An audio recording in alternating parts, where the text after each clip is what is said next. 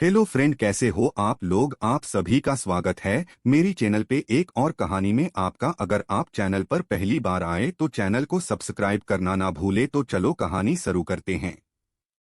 कई बार हम लोगों को बदलने की कोशिश करते हैं, लेकिन इंसान चाहे बाहर से कितना भी बदल जाए, लेकिन उसका दिल वैसा ही रहता है।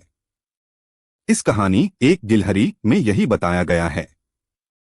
एक मुनि एक घने जंगल में निवास करता था। वह तपस्या करके अनगिनत विद्याओं का अध्ययन कर बड़े ज्ञानी हो गए थे।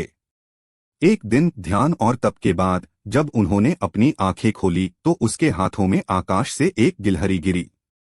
गिलहरी थी बहुत ही बेहाल, क्योंकि वह चील के पंखों से छूटकर मुनि के हाथों में गिरी थी। गिलहरी डर से कांप रही थी, लेकिन मुनि के दिल में उसके प्रति दया आ गई। उन्होंने सोचा, क्यों न मैं इस गिलहरी को अपनी विद्या से एक बेटी के रूप में बदल दूं। मेरी पत्नी बच्चों की तमन्ना कर रही है, लेकिन हमें कोई संतान नहीं है। इसके बजाय मैं इस गिलहरी को बेटी बनाकर प्रसन्न कर दूं।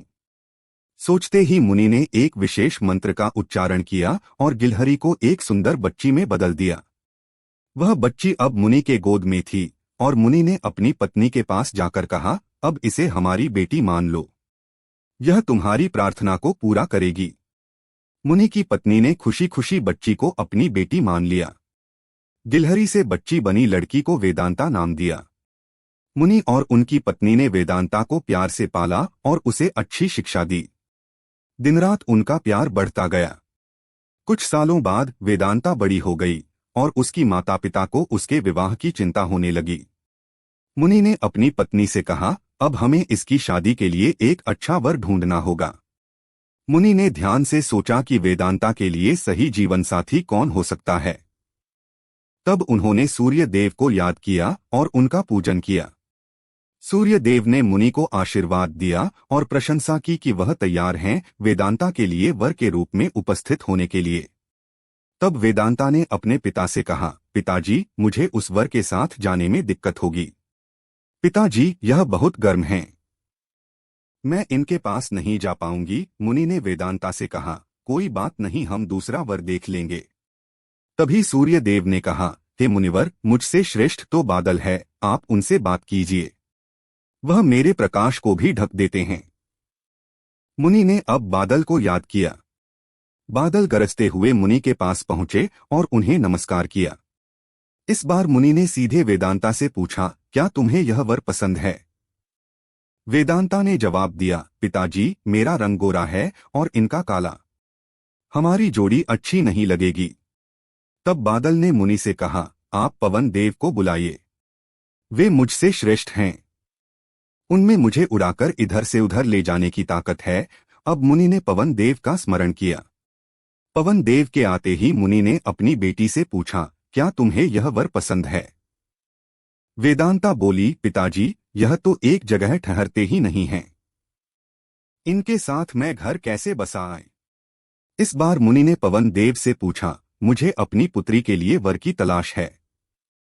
आप बताइए कि आपसे श्रेष्ठ कौन है? पवन देव ने जवाब दिया, मुनिवर, आप पर्वत को बुला सकते हैं। वह मेरा रास्ता रोक देते हैं। वह मुझसे श्रेष्ठ हैं। तुरंत मुनि ने पर्वत को पुकारा। पर्वत को देखते ही वेदांता बोली, यह तो पत्थर हैं। इनका दिल भी पत्थर का ही होगा। इनसे विवाह कैसे हो पाएगा पिताजी? मुनि ने हाथ जोड़कर पर्वत देव से पूछा, आपसे श्रेष्ठ कौन है? पर्वतराज ने जवाब दिया, हे मुनि, चूहा मुझ में छेद कर देता है। इस वजह से वह मुझसे श्रेष्ठ है। इतना कहते ही पर्वत देव के कान से चूहा नीचे कूदा। वेदांता ने जैसे ही चूहे को देखा, वह खुशी के मारे उछल पड़ी। उसने कहा, पिताजी, इसे ही मेरा वर बनना चाहिए। मुझे यह पसंद है। इनकी पूंछ, कान, सब कुछ कितना प्यारा है। मुनि ने सोचा, अरे, मैंने तो एक गिलहरी को मंत्र विद्या से इंसान तो बना दिया, लेकिन इसका दिल अभी भी गिलहरी वाला ही है। मुनि ने तुरंत वेदांता को गिलहरी बनाया और उसका विवाह चूहे से करवा दिया। विवाह के बाद दोनों खुशी खुशी रहने लगे। इंसान चाहे बाहर से कितना भी बदल जाए, लेकिन उसका दिल वैसा ही रहता। अगर आपको मेरी कहानी पसंद आई है तो चैनल को सब्सक्राइब करना ना भूले। अगर आपको एक कहानी पसंद आई है तो कमेंट में जरूर बताना। तो चलो मिलते हैं एक और नई कहानी लेकर। मिलते हैं, तब तक गुड बाय।